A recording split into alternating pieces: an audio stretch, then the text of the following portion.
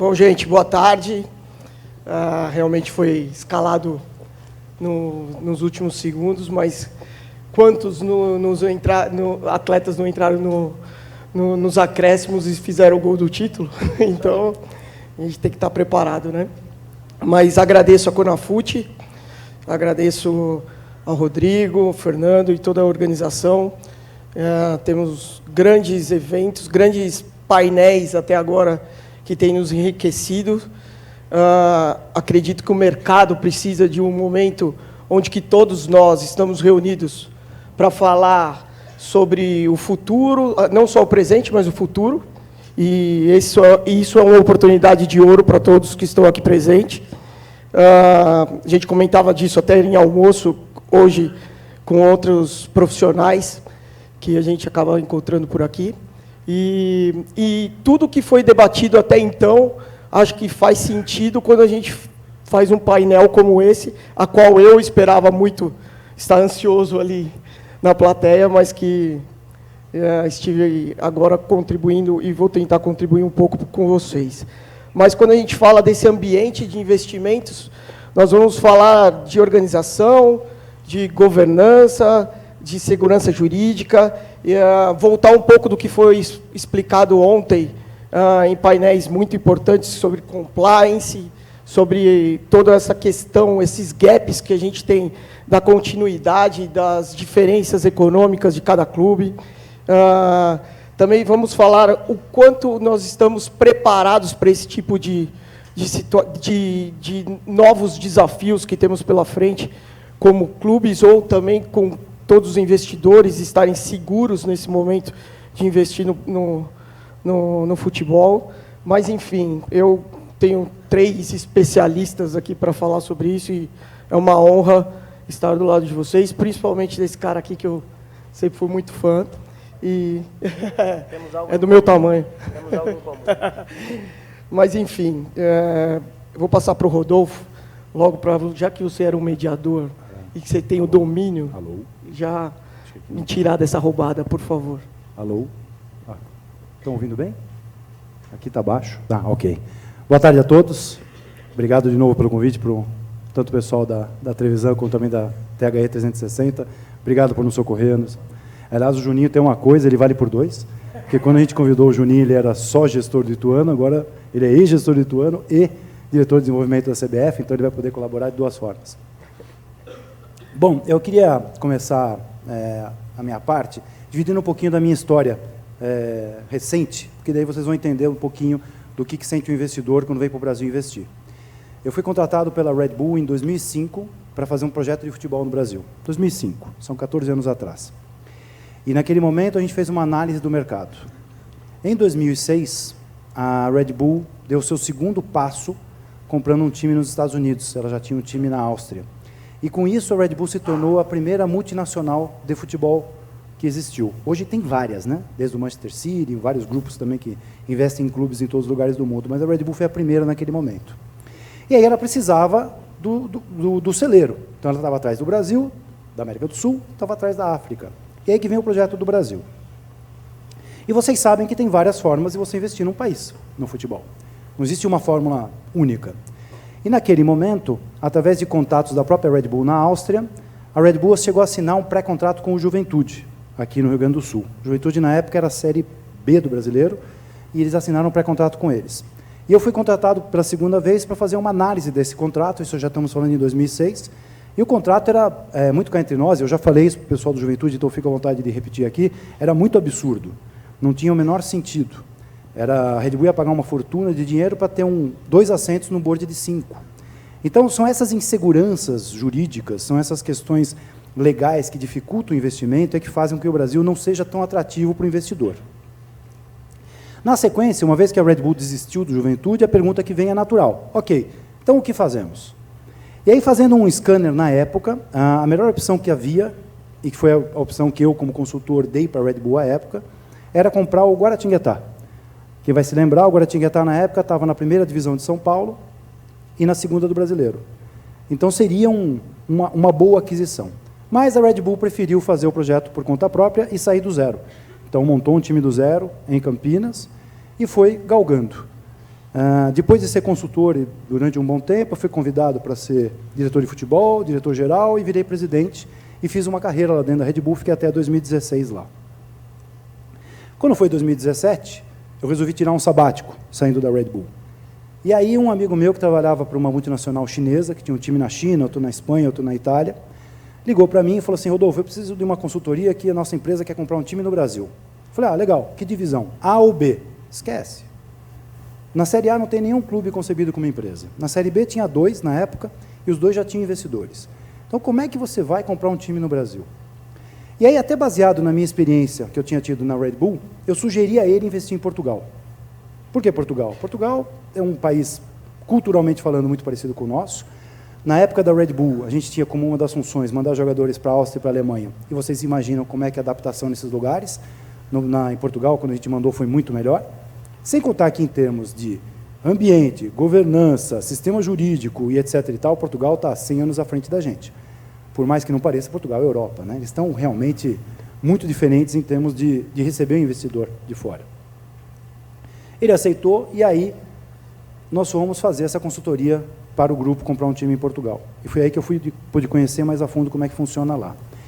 Tem uma coisa que a gente sempre discute, eu falo muito com o pessoal da CBF, também já falei com o Juninho. No Brasil, a gente não precisa inventar a roda. A gente tem lá na Europa vários exemplos do que deu certo, do que deu errado.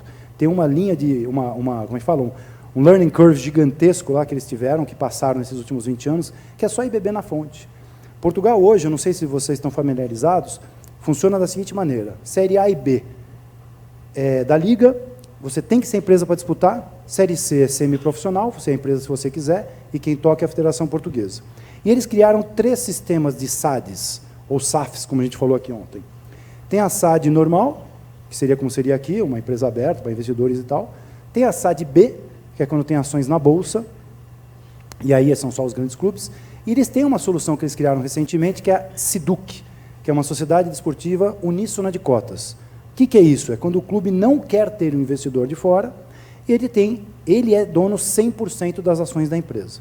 Então, mesmo nesse cenário em que um clube não quer um investidor, ele tem que se transformar em empresa. Agora, qual que é o fruto disso? Qual que é a derivação disso? Se a gente fizer uma comparação de cenários, e eu hoje, nesse momento, estou prestando a consultoria tanto aqui no Brasil quanto lá em Portugal, então eu posso dividir com vocês exatamente o que está acontecendo. Se eu pego um time na 3ª divisão, fico 2 anos, subo para a 2ª e subo para a 1ª depois de 2 anos, ou seja, 5 anos, e fizer o mesmo comparativo em Portugal, lá eu gastaria 15% do que se gastaria aqui. Aí vocês vão me falar: bom, mas o mercado brasileiro é muito maior e tal. Mas não é isso. É que aqui está totalmente desregulamentado. Lá em Portugal, o ano fiscal termina em dezembro. Se o clube tiver alguma dívida em aberto, ou ele negocia, ou ele não entra no campo em janeiro. Acabou. E aí, quando acaba o campeonato, tem alguma dívida pendente? Não importa com que seja, com atleta, com fornecedor, negocia, faz um PERI, como eles falam lá, ou não vai disputar no ano que vem. E acabou. Depois desse processo ser feito durante alguns anos, o que você tem hoje? Você tem um mercado que está regulamentado, está regulado. Eu estou fazendo um outro projeto lá em Portugal agora, contratei uma empresa de consultoria aqui para fazer uma análise econômico-financeira do projeto, e eles chegaram aos mesmos números que estão sendo praticados lá. Então, você tem uma segurança financeira, jurídica, institucional, que, infelizmente, aqui no Brasil a gente não tem. Ou tem em raríssimas exceções, em raríssimos momentos. E aí vocês vão ter aqui mais pessoas para poderem falar sobre isso, porque são pessoas que viveram esse mercado de maneira muito intensa, seja um investidor, seja um que teve clube de futebol também como gestor. Mas vejam a diferença que você tem de 2 cenários. Então, quando a gente fala da falta de ambiente, a gente não está falando simplesmente de você ter do outro lado uma pessoa que não quer ter investidor, porque isso é um direito do clube. Eu estou falando da falta de regulamentação e de segurança jurídica e financeira para poder um investidor entrar aqui. Vários investidores, inclusive esse que eu estou agora prestando consultoria, têm ações em bolsa. O cara não pode entrar num clube que não seja empresa. Então, não é nem uma questão de, não achei legal, deixei de achar legal. Ou a gente cria um ambiente favorável para isso, ou senão tudo que a gente discutiu no painel do ano de ontem, de manhã, falta dinheiro, a gente não se profissionaliza, a gestão continua, vai continuar tudo igual. Então, se não for criado um ambiente para isso, a gente vai continuar da mesma forma aqui no Brasil. Não estou dizendo aqui uma defesa louca pelos clubes e empresas. Eu sei que tem clube e empresa que é bem administrado, clube e empresa que é mal administrado. Assim como tem clube associativo que é bem administrado e clube associativo que é mal administrado. Mas quando você tem empresas, você tem um mercado mais regulado e mais regulamentado. Bom, a gente vai aprofundar depois com algumas questões que vão apertar um pouquinho você, mas agora eu vou passar a palavra para o Adalberto para ele dar as considerações iniciais e dividir um pouco da experiência sobre esse ambiente. Tá ótimo. Bom, contando um pouco a experiência, eu fui diretor do São Paulo por 8 anos, acho que alguns me conhecem. Cuidei do marketing e do futebol, primeiro como colaborador com Marcelo Portugal Gouveia e depois como diretor com o Juvenal Juvencio por 8 anos. Diretor abnegado, então era um diretor estatutário do São Paulo. Saí em 2013 e tinha que cuidar de negócios particulares, e em 2017, comecinho de 2017, eu resolvi que queria voltar para o futebol. Quem participa do futebol é duro ficar longe. Primeiro que você gosta, e segundo que é duro, a mosquinha pica, né, Juninho? E a primeira opção, avaliando como investidor, eu queria fugir de qualquer forma, de qualquer projeto de associação, porque, principalmente no Brasil, você tem o futebol imponderável, a torcida, emoção pura, e ainda você tem uma associação onde conselheiros, sócios querem intervir na gestão, sempre dificulta. Então, a ideia era partir para algum modelo mais profissional, que no Brasil era praticamente impossível, e fomos para Portugal. Nem conversamos sobre isso antes, mas a ideia foi ir para Portugal. Tivemos 2 ou 3 negociações até que se avançaram bastante, e nesse interim aconteceu o approach com o Botafogo em Ribeirão Preto. Foi uma casualidade, eu tinha ido fazer um negócio em Franca, e na volta parei para dormir em Ribeirão, e justamente no Hotel Mont Blanc, que fica ao lado do Estádio Santa Cruz, e olhando de cima, eu vi muita particularidade com São Paulo, mas com o estádio do Morumbi, que nós que fizemos toda aquela a modernização do Morumbi para receber eventos, receber shows, etc. E na hora eu falei, poxa, o estádio é bem melhor do que quando eu vinha com São Paulo para jogar, porque o vestiário dos visitantes era impraticável, como na maioria dos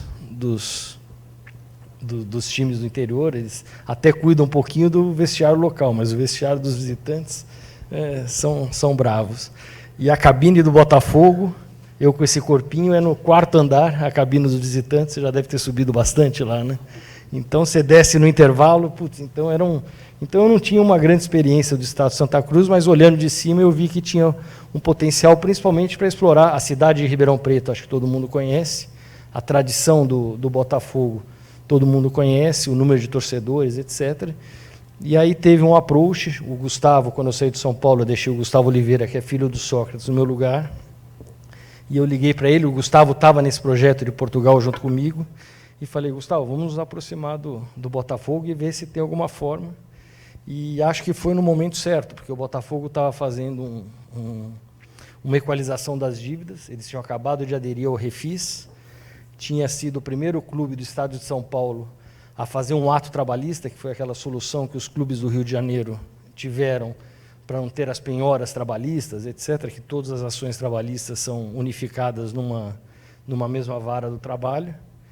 E tinha feito uma grande negociação com o credor, que era o Banco Axial, que tinha ido com o Brunoro há 10, 12 anos atrás, que uma dívida de 3 milhões tinha se transformado em 120 milhões. E aí eles deram uma propriedade, etc. Então, o clube estava caminhando para se equalizar e aceitou o approach, e fomos fazendo uma negociação, e essa negociação acabou culminando na formação de uma empresa, que é a Botafogo Futebol S.A., uma empresa completamente do zero. O Botafogo Futebol Clube tem 60% do capital, integralizou esse capital com todos os direitos federativos econômicos dos jogadores, as vagas na época Série C e A do Paulista, e o direito de uso da superfície do estádio. E os investidores entraram com capital necessário, foi feita uma avaliação do que valia a marca, do que valia as vagas, etc. Entrou com capital, e aí nós começamos a gestão de forma efetivamente profissional. O Botafogo tem assentos no conselho, os investidores também têm assentos, a gestão, há uma série de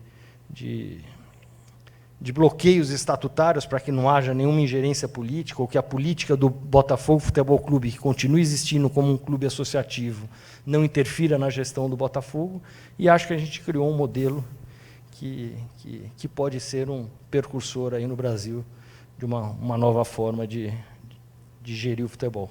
Então, aí depois eu fico à disposição para falar mais. Vai falar bastante ainda. Passar a palavra para o Juninho, que tem os dois lados, né? Como gestor do Ituano e agora com a CBF, como bem lembrou o Rodolfo, vale por dois.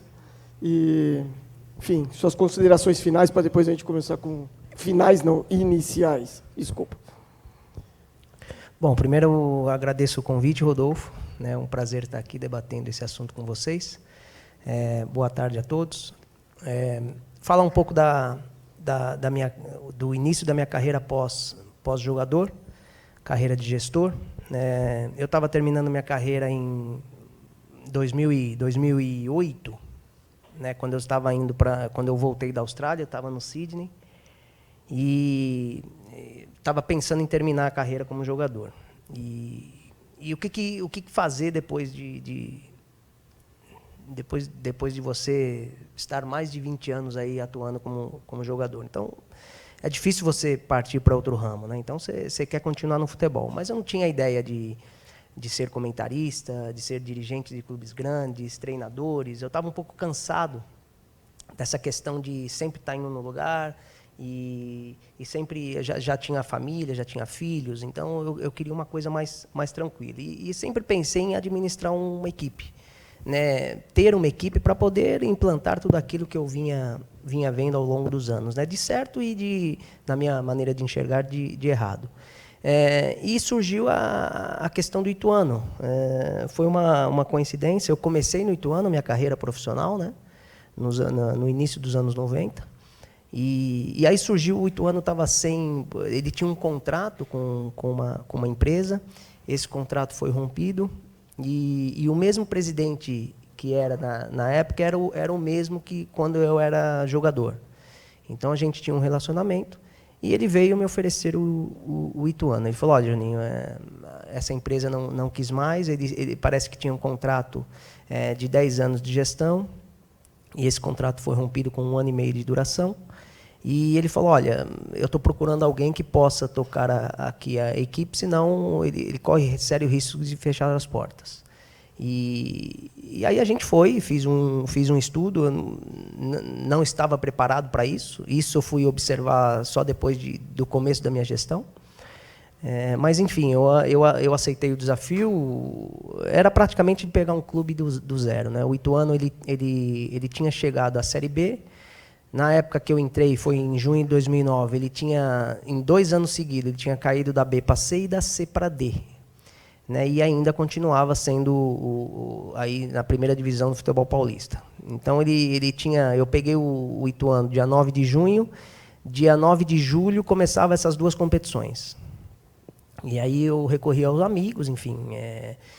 praticamente pegar um clube do zero. Tinha 2 funcionários, não tinha nada do passado, né? O Ituano era como se fosse a Red Bull de iniciar um projeto.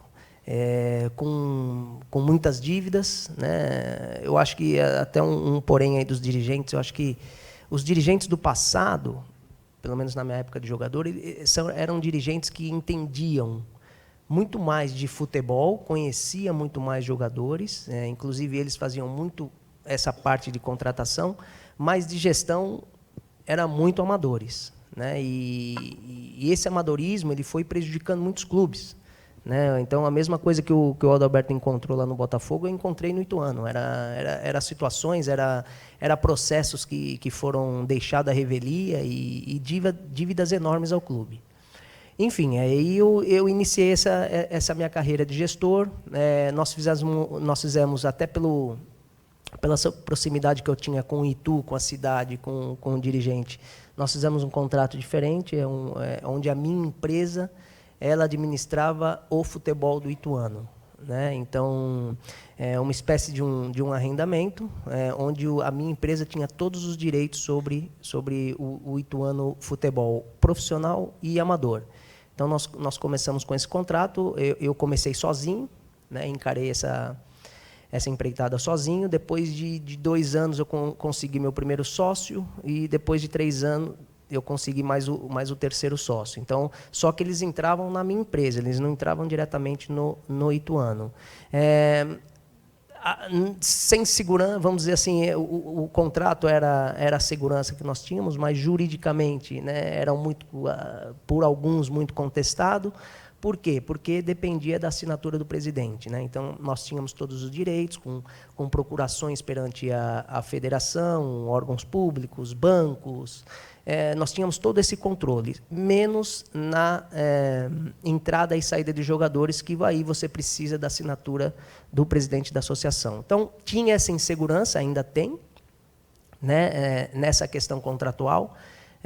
E aí, às vezes, também impossibilita, né, as pessoas, principalmente de fora, que não conhecem todo esse sistema de investir. Então, era mais na minha figura que os sócios começaram a entrar, e na segurança que eu tinha com a associação, né, com os presidentes. Então, agora, em junho, ia completar 10 anos de gestão, e passaram-se, acho que, 5 presidentes durante todo esse período. E eu não tive uma vírgula de problemas com nenhum desses presidentes. É muito na questão do relacionamento. Só que uma pessoa que não entende esse processo, que não tem esse entendimento, realmente é uma situação muito arriscada. Eu acho que por que o projeto Ituano deu certo? Porque tudo é planejado a médio e a longo prazo. Hoje no Brasil, a gente não tem essa cultura, né? Por que não tem investidores fortes? Porque é tudo a curto prazo, né? É tudo resultado, é cultural. Então, as pessoas enxergam se o time está ganhando, o projeto é bom, se o time está perdendo, o projeto é ruim. E isso gera insegurança em todos. Então, o que eu pude fazer no Ituano é segurança, né? Então, eu pude planejar. Eu comecei com esse discurso, né? Então, eu cheguei no Ituano, eu falei, olha, eu não quero nada de ingerência do passado, eu gostaria, mesmo apanhando, de poder implementar as minhas ideias. Trouxe toda uma equipe, né? Então, já que o Ituano não tinha funcionário nenhum, toda essa parte humana eu fui trazendo, e aí fui construindo junto com eles esse planejamento. Passamos por várias dificuldades, talvez em uma outra situação outras pessoas não tivessem aguentado, né? O Ituano ficou 3 anos seguidos aí dentro do Campeonato Paulista, que é a nossa segurança financeira. Ficamos 3 anos seguidos escapando do rebaixamento na última rodada, né? Só que eu não estava só fazendo a gestão esportiva, eu estava cuidando do clube, eu estava pagando as dívidas, né? Então, todo o dinheiro que eu recebia, juntamente com o meu investimento, eu não estava só visando formar equipes boas, eu estava visando, primeiro, sanar o problema administrativo que todos os dirigentes do passado tinham causado, e dando uma condição que eu enxergo boas condições de trabalho, senão a gente não ficaria nesse vai e vem, né? De um ano você consegue armar uma equipe que dê liga, e aí essa equipe vai bem, mas você não tem estrutura, você não tem condições financeiras para manter esses atletas, e aí no outro ano, futebol não é uma matemática, você pensa que está formando uma equipe ruim, a equipe não dá liga e abaixa de novo. Então, assim, para você ter uma consistência, você tem que ter um planejamento, você tem que ter um alicerce forte, que no meu enxergar são as categorias de base, né? E estruturas físicas, né? Estruturas boas de trabalho para que essas pessoas possam desenvolver um trabalho, segurança. Então, foi feito todo esse processo no começo, passamos aos trancos e barrancos. Hoje o Ituano eu considero um projeto sólido, né? Um projeto forte. Eu saí da gestão do Ituano agora há 2 meses, praticamente, 1 mês e pouco, mas toda a equipe continua. Então, assim, o projeto, quando é bom, ele não pode depender de uma ou outra pessoa, né? Ele tem que, um projeto, ele tem que se tocar sozinho. E o Ituano eu enxergo dessa maneira porque eles entenderam que era a maneira mais correta de se fazer futebol, né? Então, eles acreditaram naquilo que eu vinha conversando durante todo esse ano, confiaram, e aí está aí esse projeto com solidez. E aí eles veem os resultados agora, porém, a venda agora do Martinelli, que foi um jogador do interior que ganhou 3 prêmios no Campeonato Paulista. Eles veem, poxa, o Ituano... Não, o Martinelli chegou há 4 anos atrás. É um processo de 4 anos atrás. E esses meninos que estão chegando agora, eu comecei lá atrás, eu não comecei ontem. O Martinelli não chegou no Ituano ontem. Então, assim, aí, quando os resultados aparecem, é que as pessoas começam a enxergar que tem que ser feito esse processo, né? Não é um processo de uma hora para outra. Então, eu acho que quando você faz um planejamento a longo prazo e os resultados acontecem, eu acho que as pessoas ficam mais confiantes em seguir esse modelo de negócio. Acho que eu falei demais, né? Não, imagina. Eu ia passar a bola para o Rodolfo, mas insistindo um pouco mais até na tua introdução, a gente teve um painel com o presidente do Palmeiras e o gestor do Bahia, que falava justamente na questão de equalizar as gestões que vão passando e que assim a responsabilidade da gestão ela simplesmente é delegada para aquele momento, porque o futebol é o resultado, então ele precisa entregar resultado imediatamente, ele não se preocupa ou não se preocupava tanto com a questão de administração de todo esse processo. Você acredita que, e aí é óbvio que já é uma resposta, mas eu quero entender, daqui para frente, no Ituano, a figura Juninho, ou a figura da tua empresa, que foi determinante para que essa mudança de gestão de presidente não interferisse tanto no resultado do clube? Acho que é um pouco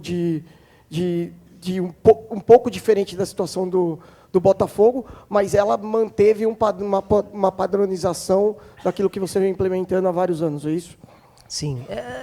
Nós temos um contrato, né? Então, perfeito. Esse contrato ele é forte juridicamente. Então, o contrato tem que ser respeitado, né? Então, a gente tem um contrato de gestão até 2030, né? Agora, é claro que isso gera um certo desconforto, mas a consciência que foi feita no Ituano é da continuidade. Então, eu acho que agora, se essa gestão ela der continuidade à filosofia, tudo aquilo que foi criado, dificilmente irá ter problemas. Legal. Rodolfo, vamos falar um pouco sobre a negociação que envolveu o Red Bull recentemente com o Bragantino. E não sei se estava no teu planejamento quando você participou dessa construção, mas gostaria que vocês colocassem a sua opinião sobre que gera também até uma discussão o mesmo ambiente que a gente está tratando aqui. Okay. A gente estava olhando que tem muitas perguntas com relação a isso, né? É uma pena que o André não esteja aqui para respondê-las. Eu não posso falar como representante atual do Red Bull, mas eu vou falar como uma pessoa que conhece o projeto e que está militando no mercado, né? Eu acho que tem prós e contras dessa história. Se a gente for pensar do ponto de vista da Red Bull, tem uma questão que eu acho que é extremamente negativa, porque o projeto que foi desenvolvido lá atrás era de manutenção na mesma cidade, era de construir, era de chegar nas divisões maiores, que foi uma coisa que a gente conseguiu, né? Sair da 4ª divisão paulista até chegar na 1ª, e era construir agora no Brasileiro. Então, eu acho que teve um desvio da estratégia inicial. Do ponto de vista financeiro, se eu for imaginar, ou se formos imaginar que a Red Bull iria disputar a Série D só no ano que vem, e digamos que subisse, ia estar nascendo outro ano, digamos que subisse, estaria na B daqui a 3 anos, então, do ponto de vista meramente financeiro, a Red Bull economizou aí uns 50 milhões de reais. Então, faz sentido. Quando eu penso no mercado, também tem prós e contras. Eu acho que, de um lado, fica uma mensagem para o mercado, assim como esses 2 modelos que a gente tem aqui no palco, e que são 2 modelos distintos, né? Fica uma mensagem para o mercado que existe a ânsia por investidor, para investir. O investidor está com vontade de investir no Brasil. O que ele precisa é arranjar o local e a segurança para fazê-lo. Então, a partir do momento que o Bragantino conseguiu receber esse investimento, é sinal que deve ter uma segurança para tal. Então, eu acho que fica um recado positivo para o mercado, no sentido de que há investidores interessados no futebol brasileiro. O que eu vejo de negativo é que o Red Bull era o único clube, empresa, que ainda não tinha mudado de cidade, né? Então, assim, eu vejo muitas críticas, e eu passei por isso durante esses 10 anos que eu tive lá dentro, ódio eterno ao futebol moderno, coisas do gênero, né? E até baseado em fatos reais, né? O Guaratinguetá foi para a Americana, o Campinas veio para Barueri, o Barueri foi para Presidente Prudente, o Ipatinga foi para Betim, enfim. Todos os clubes que a gente viu aí concebidos como empresa e que tiveram um certo sucesso, em algum momento abandonaram suas bases. E o Red Bull era o único que não tinha feito isso. Então, a partir do momento que ele faz isso, ele também dá uma mensagem muito negativa para o mercado. E aí eu fico pensando do outro lado. Então, se eu estou lá no Bragantino, por exemplo, e recebo o Red Bull, e de repente aquilo vira Red Bull, e se Bragança não interessar mais, o Red Bull vai embora e o Bragantino vai junto? É claro que não precisa ser o Bragantino para fazer isso. O Oeste fez isso, né? Ele abandonou Itápolis e veio para Barueri, né? E é um clube associativo. Mas até que ponto esse tipo de coisa pode ser evitado? E aí eu vou, antes de falar o terceiro ponto, eu vou recorrer um pouquinho ao que acontece em Portugal. Em Portugal, isso não é possível. Quando você investe num clube, está muito claro, pela lei da SAD de lá, que eu estou investindo naquela agremiação, porque tem aquela cidade, aquele nome, aquele escudo, e nada disso pode ser alterado. Está havendo um problema lá com belenenses hoje, que, se for o caso, depois a gente conversa, mas a lei lá está muito bem cuidada em cima disso. E aqui não tem essa segurança.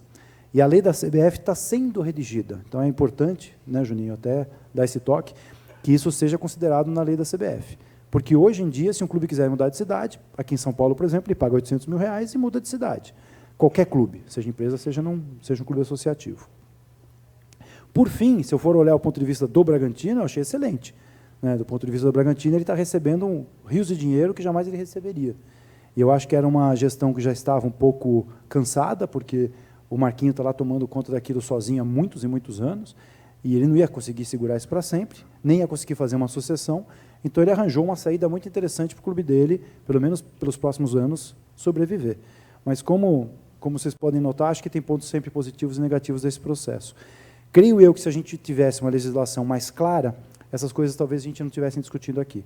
Então, como a gente não tem nem a legislação e nem um ambiente definido, cada clube tem que encontrar um formato para poder participar desse jogo. Seja o formato que o Adalberto conseguiu com o Botafogo, seja o formato que o Juninho conseguiu com o Ituano, seja o formato que o Red Bull conseguiu com o Bragantino.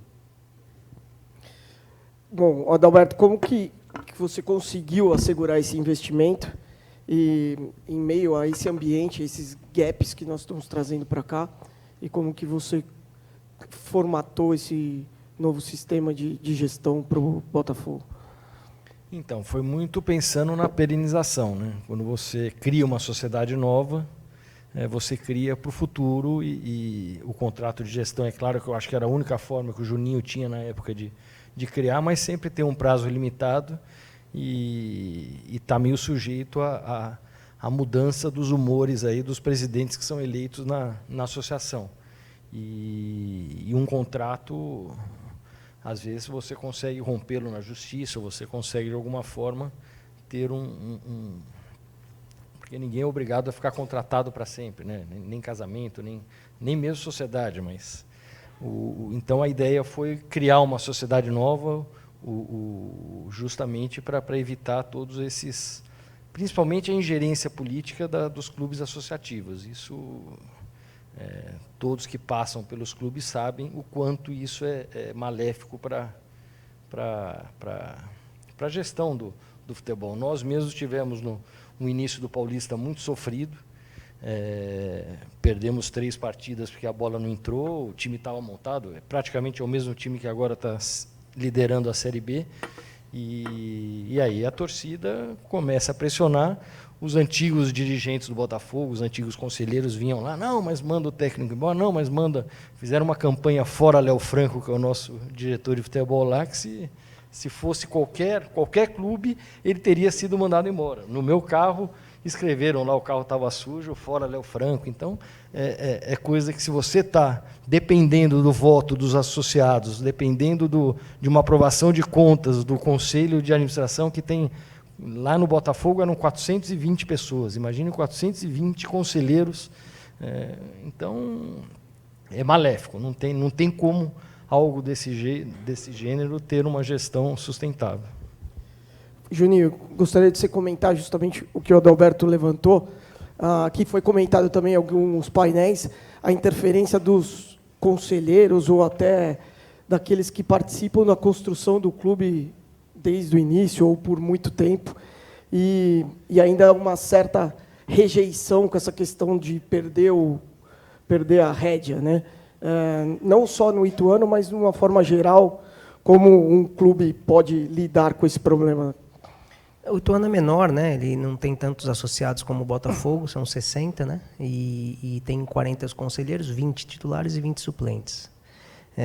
Mas eu acho que dentro desse modelo do meu contrato tem o acordo dos sócios, que aí são acordos que a gente negocia antes, né? Da questão de patrimonial, né? Então, assim, você não pode tirar o clube da cidade, você não pode mudar o nome do clube, você não pode mudar as cores, as coisas bem históricas mesmo do clube está lá no acordo de sócio, que isso não pode ser mudado. Isso também gera uma segurança para a associação. Mas eu acho que é o relacionamento, a maneira com que você conduz o clube, né? Eu acho que toda boa condução, é claro que tenha, às vezes, eu também sofro lá, né? Talvez menos, mas eu sofro também. Às vezes as coisas não estão dando certo durante um período e vem opiniões de todos os lados, né? O importante é quem é que vai tomar essa decisão. Eu acho que por isso que tem essa insegurança em todos os clubes, né? Quem é que toma a decisão? Se for pulverizada em 450 conselheiros, aí não tem como gerir um clube, não tem como que as coisas andarem bem. Voltando naquilo que o Rodolfo está falando, a CBF ela começou um programa de licenciamento de clubes, né, que é essa regulamentação que o Rodolfo está exigindo, que é exatamente aquilo que a gente havia pensado antes, né? Então, como é que você faz, como é que você controla e você tem bons produtos na mão? Para um investidor chegar e adquirir um clube ou investir num clube do Brasil, ele tem que enxergar um clube brasileiro, um bom produto. Como é que você faz isso? Regulamentando, né? E eu acho que tem que ser de cima para baixo, né? Eu acho que é difícil, às vezes, as pessoas aqui embaixo ter essa consciência de administrar visando uma maneira a longo prazo, deixando o clube sadio, de uma maneira profissional, né? Eu acho que não existe espaço mais para amadorismo hoje no futebol. E o Brasil tem 700 clubes. E nesses 700 clubes, eu acho que a gente pega aí, sei lá, a gente pode se dizer, nessas divisões aí de brasileiros, 150, 160 clubes que são profissionais. O resto, ou eles são semiprofissionais ou são amadores. Então, esse licenciamento de clubes que a CBF vem fazendo já começou há 2 anos e que esse ano começou a aplicar na Série A, ela vai acontecer. Então, assim, é uma questão de tempo. A gente já está aí, começou com os clubes de Série A, o ano que vem clubes de Série B, C e D. Então, nós temos aí, na Europa, esse processo de regulamentação demorou 8 anos. Então, nós estamos já no segundo. Então, é um processo um pouco mais longo, mas que vai deixar os clubes do Brasil profissionais. Isso que é importante, a gente estar ciente. Porque às vezes fala, poxa, Portugal, a Europa, e esse processo começou há um tempo atrás. Eu acho que nós demoramos muito para começar isso. Por quê? Porque sempre se dava... sempre tinha umas ideias, não, eles vão fazer, não, os presidentes vão fazer, não, os dirigentes vão fazer, não faz. Se você não vem, se não vem uma ordem de cima de regulamentação, não faz. Então, assim, é meio que uma obrigação, não deveria ser assim, mas é uma obrigação de os clubes agora, pelo menos, ter um mínimo de profissionalismo para poder ser considerado um clube profissional. Deixa eu só fazer uma parte. Claro. Eu tive na Liga Portuguesa esse ano, o ano passado. Eu estava lá com a diretora de competições. E aí a gente entrou numa discussão, lá em Portugal, primeira e segunda divisão é da Liga, né, a terceira da Federação. A gente entrou numa discussão dessa questão de profissionalismo, né? Porque na Europa inteira, vocês sabem, da terceira ou da quarta divisão para baixo é amador. E aí eu falei assim, no Brasil não funciona assim. No Brasil, todas as divisões são profissionais, só tem clubes profissionais no sistema. E ela falou, o que é um clube profissional? Eu parei e falei, peraí, Eu falei, não, é que todo mundo, os jogadores são profissionais, recebem salário. Eu falei, bom, agora eu entendi. Na verdade, os clubes não são profissionais. Foi o que o Juninho disse, a gente deve ter 150 clubes profissionais, se tanto. E a gente fala que tem 700, é mentira. E lá em Portugal, pelo menos, e na Europa, eles assumem isso. Então, quando um clube cai para a terceira divisão, ele tem o direito de poder trabalhar só com atletas amadores. A estrutura do clube ela vai se manter do jeito que ela sempre foi, seja profissional, seja amadora. Mas no plantel você pode ter só jogadores amadores, o que reduz drasticamente os custos. Então faz sentido para divisões menores. Vamos abrir para ler as perguntas, as mais votadas. Eu vou fazer já duas para você. Já. A mais votada saiu na Folha que a FIFA proíbe a compra de vagas, e aí, emendando, você não acha que o acordo da Red Bull com o Bragantino pode ser entendido como uma compra de vaga da Série B? Difícil falar, né? Assim, na prática, foi, né? Assim, vou dizer o quê? Foi. Não. Agora, acho que a única coisa que a gente pode considerar é, legalmente falando, hoje, se alguém tiver dinheiro aqui, quiser ir lá comprar o Red Bull Futebol Entretenimento Limitada, que era o clube para o qual eu torcia nos últimos 2 anos, ele está à venda. Então, esse clube continua na Série A do Paulista e, caso não desista de disputar e abrir mais uma vaga, ele vai estar lá disponível para o ano que vem e na Série D do Brasileiro que ele ganhou a vaga. Então, legalmente falando, não foi, mas na prática foi. Por isso que eu era contrário a esse tipo de coisa, tá? E por isso que eu não estou lá também mais. Adalberto, você investiria numa SA no São Paulo Futebol Clube, voltando ao clube que você começou no futebol? Acho que sim, seria difícil, precisaria ter vários investidores, porque o tamanho do investimento seria muito maior. Mas eu acho muito difícil esses 13, 14 grandes clubes. Hoje eu incluo o Atlético Paranaense, que até tem um projeto aí de criar uma SA, mas eu acho muito difícil esses clubes maiores, no modelo associativo, conseguirem se transformar em uma SA que capte investimentos. Acho que pode ser até que pedaços dele pode ser criado, com o clube sendo uma holding em cima, mas acho muito difícil haver uma transformação em que você consiga, até porque o nível de receita hoje, principalmente de quem está na Série A, é muito grande e o investimento seria enorme, e para um número de associados, hoje aí o número de associados desse clube é uma coisa incomensurável, é bem difícil.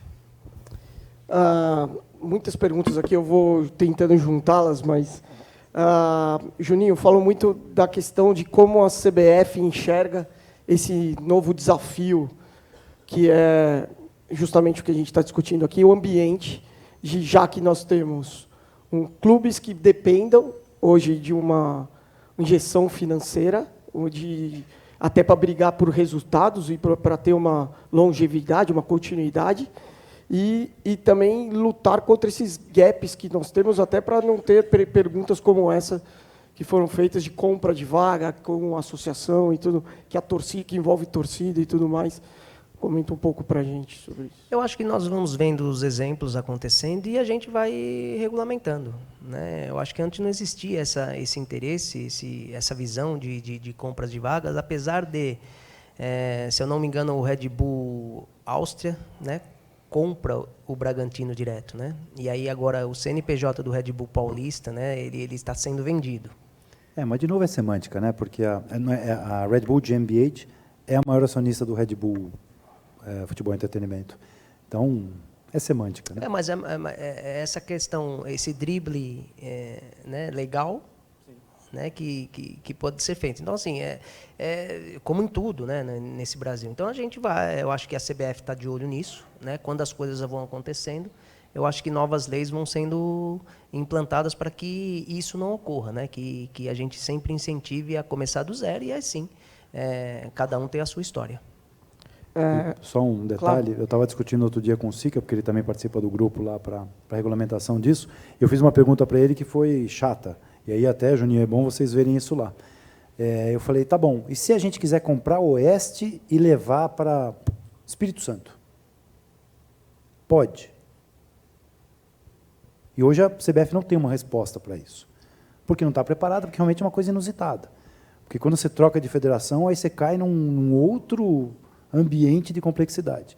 Mas essas coisas todas têm que estar muito claro para quem for entrar no jogo saber. Eu acho que seria uma utopia quando a gente vamos dizer assim, um passado recente, 3, 4, 5 anos, onde a gente falava, pô, os clubes brasileiros eles vão ter donos. A gente achava isso uma utopia. Hoje eu já não acho. Então, eu acho que talvez a gente não estava preparado para essa regulamentação porque não tinha essa ideia. Hoje, né, olhando para o mercado de fora e vendo essa sede desses investidores chegando no Brasil e tendo aí, querendo entrar em clubes, querendo comprar clubes, como é hoje no formato europeu, chinês, enfim. Então, eu acho que a CBF está olhando, as coisas não são mudadas de uma hora para outra, eu acho que existem regras, existem leis, às vezes também que impedem essa mudança diretamente, mas eu acho que não só a CBF, mas as federações, elas estão de olho nesse modelo. Adalberto, para você de novo. Botafogo se inspirou em algum modelo de gestão de outro clube nessa profissionalização? E para quebrar os paradigmas internos, houveram resistência de conselheiros e diretores estatutários. A gente até comentou um pouco isso, mas a pergunta é do Franco Martins, de Poços de Caldas. Então, até indo um pouquinho na contramão do que disse o Juninho, eu acho difícil os clubes grandes do Brasil terem essa movimentação. E acho que o modelo para o Brasil, o modelo europeu, não cabe no Brasil. Acho que muitas coisas que são regulamentadas têm que trazer para o Brasil, mas nos clubes grandes, e não há exceções, tá? Quando você vai fazer uma mexida dessa, o bilheteiro é sobrinho do conselheiro, o cara que cuida da piscina é o que fornece, é a gráfica que faz o ingresso. É muito difícil num clube grande porque gira muito dinheiro. Por isso que nos clubes pequenos que estão vendendo jantar para comprar o almoço, sabe, aquelas coisas malucas, aí você ainda consegue ter uma ingerência. Agora, nos clubes grandes, com o nível de receitas que eles têm hoje, eu ainda falei isso na outra resposta, não fui tão direto, eu acho que é muito difícil no Brasil, qualquer um desses 13, 14 clubes que estão num nível de faturamento do que tem hoje, acho que hoje, desses clubes, o que menos ganha 140, 150 milhões. Então, você imagina o que não circula de contratos, de contratações, de prestadores de serviços, e que, infelizmente, e acho que nenhum clube tem menos do que 220, 240, 250 conselheiros. Então, e esses conselheiros, eles têm uma qualificação na vida, ser torcedor do clube. Não é que ele tem que ter curso superior, que ele tem que ter experiência em gestão. Ele é um torcedor que, por estar lá assíduo nos jogos, é convidado para ser conselheiro. Então, eu acho difícil. E com relação à Europa, a emoção é diferente do brasileiro. A forma como o torcedor age na gestão do clube, tem a participação na gestão do clube é diferente. Então, lá a coisa... Você fala diferente em que sentido? Da frieza e da emoção do brasileiro. Eu acho que o brasileiro com o futebol, tanto que a mudança de técnico a cada 3 derrotas, aqui é normal, porque o torcedor vai na porta, tenta agredir o jogador, o que você não vê na Europa, você não vê em países assim. Então, nesses países onde houver essa movimentação. Então, acho que os modelos, por isso que a gente partiu para um modelo meio mais pensando numa empresa e numa gestão de empresa do que nos modelos que a gente via fora de gestão do futebol. E aí, nesse formato, você acha que quebra a contramão do futebol hoje de ter resultados tão rápidos e a demissão de técnicos, como você citou isso? Não, você tem um pouco mais de... Você consegue criar anteparos para que não haja ingerência. Você não depende de uma votação do conselho ou dos associados para estar no cargo que você está. O conselho de administração é um conselho profissional. A pessoa tem que ter curso superior, tem que ter experiência ou em gestão, ou auditoria, ou em futebol, devidamente comprovada. Você consegue criar paradigmas para que seja efetivamente uma gestão profissional e contratualmente, ou estatutariamente, ou num acordo de acionistas, você criar anteparos para que a política não interfira na gestão. Perfeito. Rodolfo, estamos caminhando ali para o final. Você já viu a plaquinha, né? Mas a gente tem um tempinho ainda. É um pouco longa a pergunta, mas vamos lá. Na ótica do investidor, qual é o racional de retorno que teria aqui no Brasil? E um clube pequeno, receitas comerciais e bilheterias de TV não seriam suficientes para remunerar o investimento. Ancorar a rentabilidade apenas na venda de jogadores seria muito arriscado também. Logo, qual é a estratégia de rentabilidade? Essa equação, especialmente para um clube menor de expressão, faz sentido apenas para o clube atrair capital profissional e melhor de gestão, mas para o investidor não me parece claro o benefício. É o Danilo Cabreira. Bom, Danilo, a pergunta é ótima e a questão é razoavelmente simples. Acho que até depois o Adalberto pode falar um pouquinho do modelo que ele desenvolveu para o Botafogo. Uma pessoa que investe está buscando lucro. Ponto. Ninguém aqui vai pegar dinheiro e fazer caridade, né? Ainda mais quando a gente está falando de fundos que estão em ação com bolsa. Não é assim que funciona em lugar nenhum do mundo.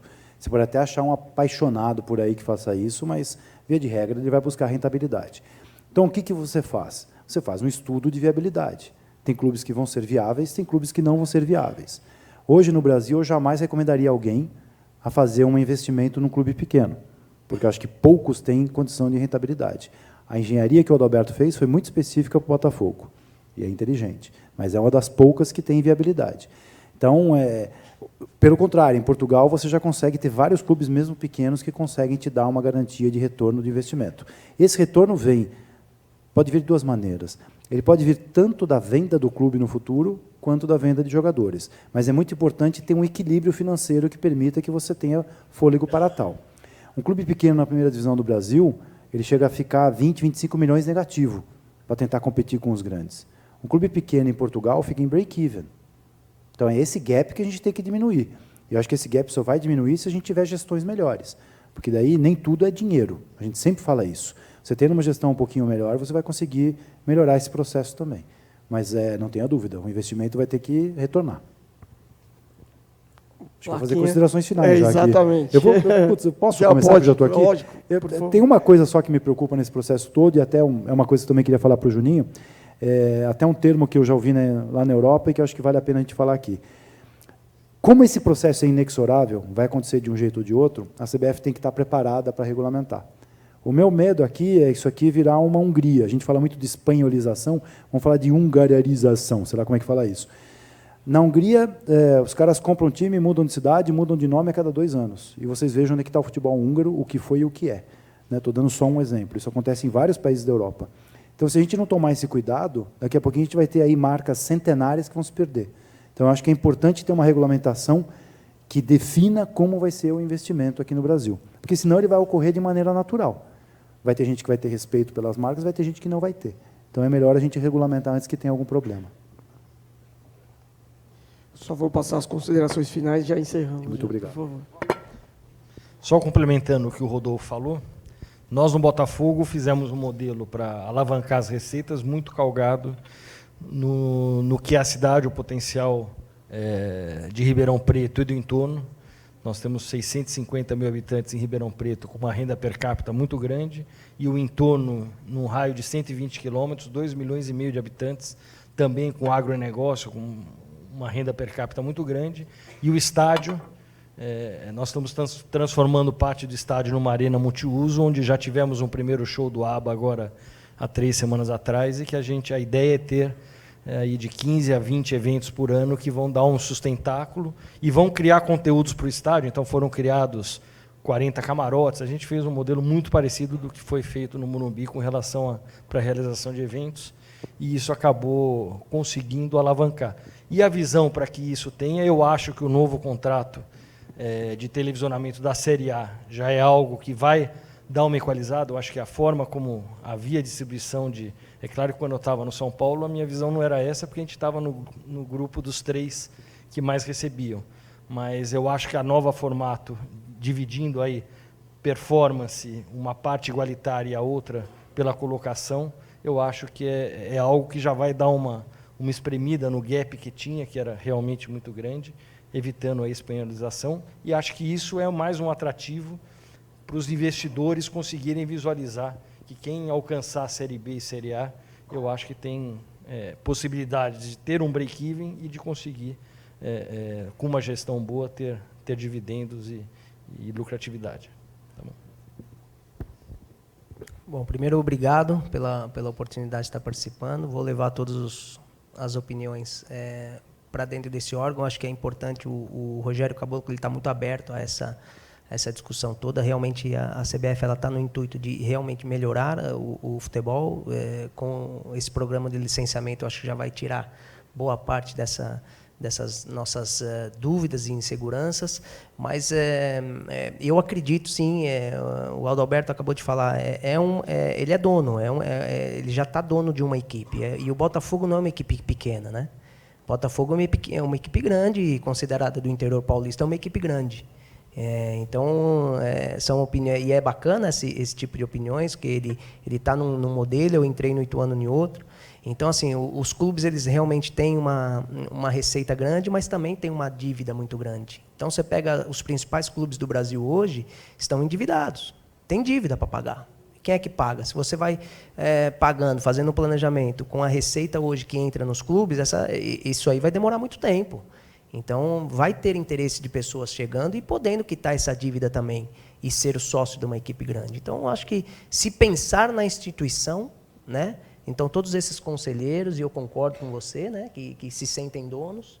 Então, já que eles se sentem donos e pensando na instituição, né, então tem que pensar o melhor para a instituição, não o melhor, o modelo individual para cada um. Então, eu acho que vai chegar nesse ponto, sim, de se pensar mais na instituição do que individualmente. Legal, gente. Espero que a gente tenha, com essas feras, contribuído para o painel. Agradeço a presença e a participação de todos. E muito obrigado.